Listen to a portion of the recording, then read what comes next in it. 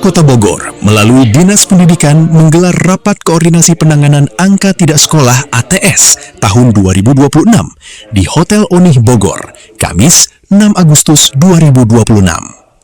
Kegiatan ini mempertemukan pengawas pendidikan, pengelola SKB, serta mitra lembaga PAUD dan Dikmas guna menyamakan langkah menekan angka putus sekolah.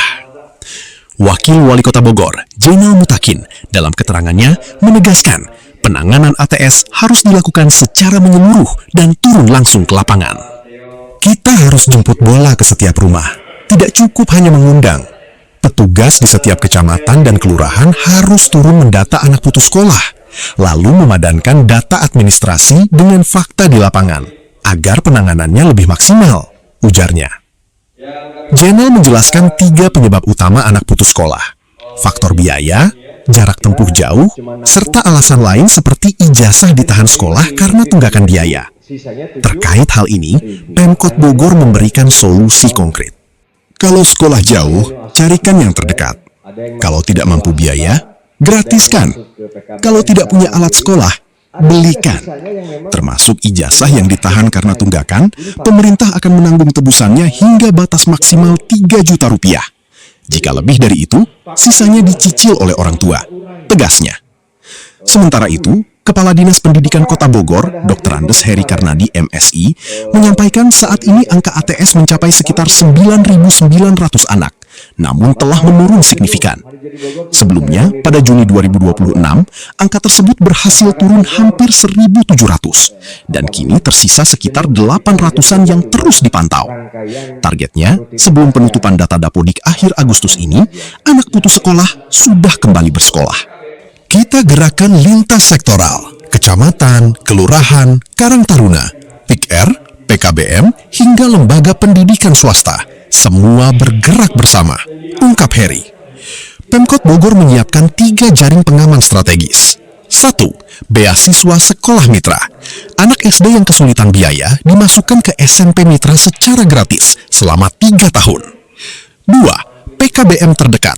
Bagi yang masih sulit mengakses sekolah, diarahkan ke PKBM minimal 3 kali seminggu agar lebih dekat dari rumah. 3. Pembentukan kelompok belajar, Pokjar, di posyandu, aula kelurahan, atau kantor RW agar semakin dekat dengan pemukiman warga. Diharapkan langkah ini mampu menurunkan angka ATS sebanyak 2.000 sampai 3.000 anak, sekaligus diverifikasi datanya agar akurat. Faktor kesadaran dan pandangan orang tua yang menganggap pendidikan tidak terlalu penting menjadi tantangan jangka panjang yang terus disosialisasikan.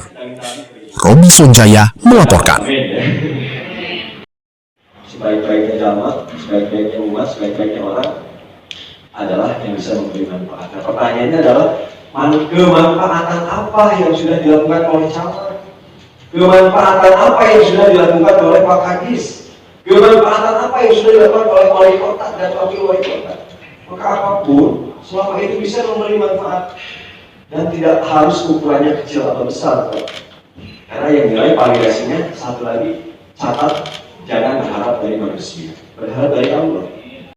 Melihat saya, Pak Wakil, Pak Jenal, saya dulu sampai Pak jauh kemana-mana, Pak.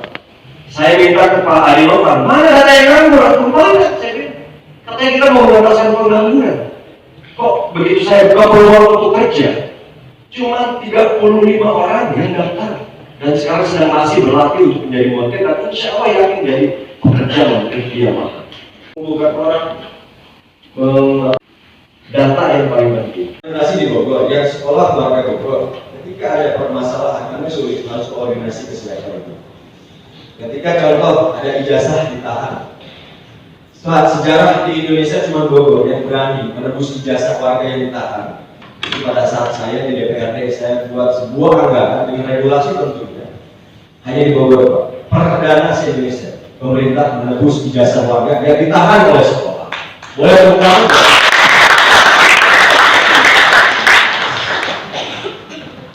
Bagaimana tidak sedih? Orang udah 3 tahun sekolah, lulus setahun, 2 tahun, 3 tahun, 5 tahun sudah lulus, tapi ijazahnya masih ada di sekolah. Memang swasta butuh operasional.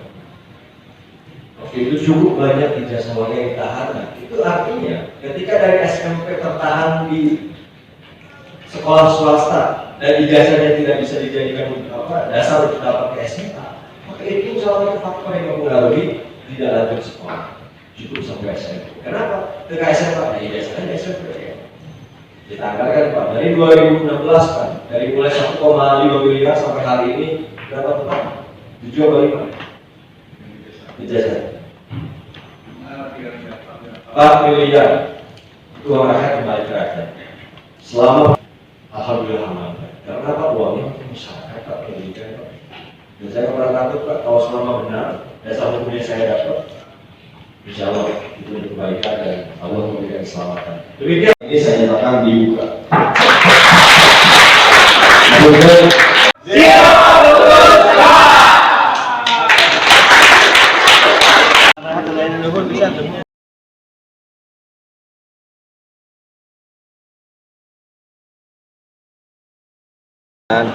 Pemangku kebijakan, penilik, pengawas, PKBM, semuanya lah kumpul di sini menyamakan komitmen dan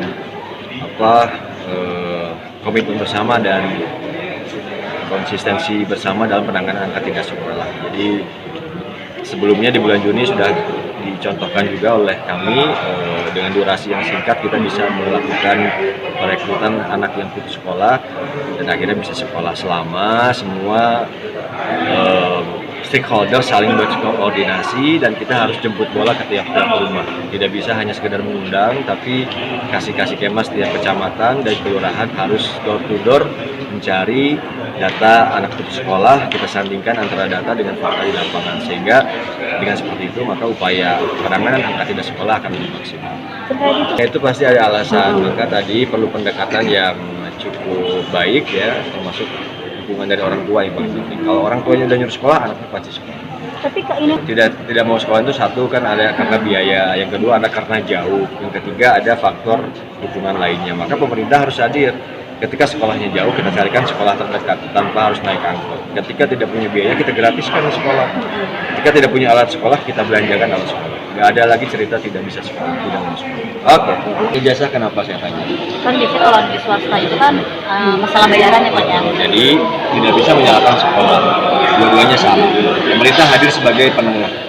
Ketika ada yang punya hutang dan sekolah pun memang butuh operasional, maka pemerintah memberikan subsidi bahwa ijazah itu kita tebus. Tapi ada batas maksimal biaya yang bisa kita tebus itu ketika hutangnya mencapai 3 juta rupiah. Lebih dari 3 juta rupiah orang tua harus